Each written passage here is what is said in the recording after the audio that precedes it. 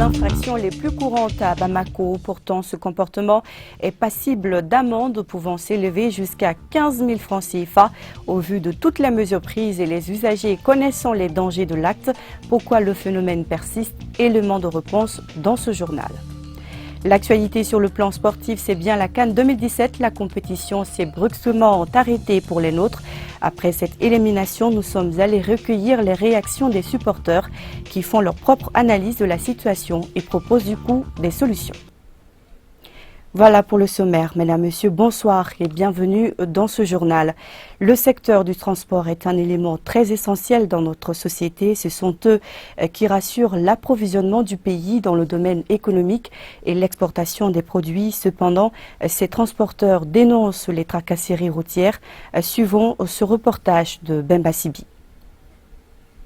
Le secteur du transport est un maillon essentiel de l'économie malienne car le pays est enclavé. Ce sont les transporteurs qui assurent l'approvisionnement du pays et l'exportation des produits. Ces derniers sont confrontés à divers problèmes. Les retards d'abord, parce que dans les transports, les temps c'est de l'argent. Bon, une fois que tu quittes le départ pour venir à une arrivée, il faut qu'il y ait la fluidité.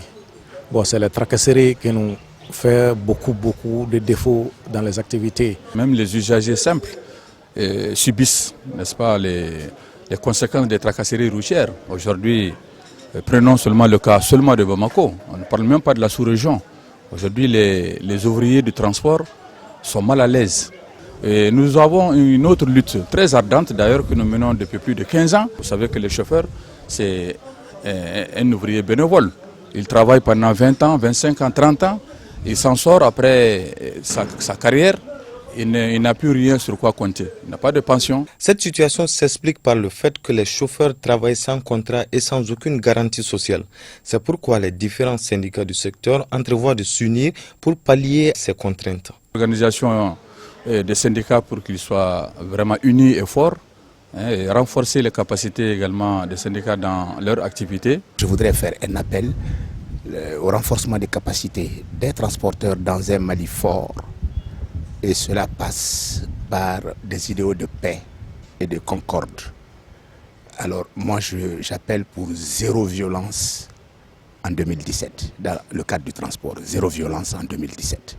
Zéro violence en 2017 car il faut le rappeler, le secteur des transports a enregistré plusieurs cas de violence qui ont souvent paralysé un certain temps les activités de transport.